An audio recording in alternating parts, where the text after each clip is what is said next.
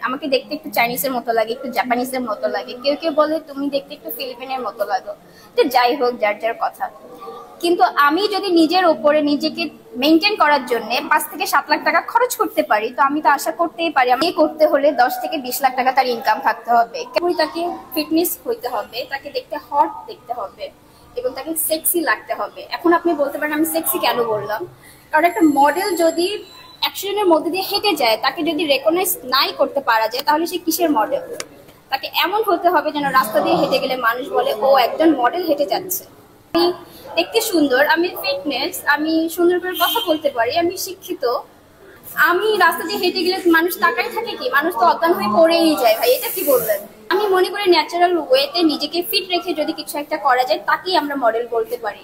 যেমন আমরা দেখেছি কয়েক বছর আগে সানাই মাহবুব, সে কিন্তু বুবস ইমপ্ল্যান্ট করেছিল, কিন্তু তাকে এখন কিন্তু দেখতে খুবই বাজে লাগছে।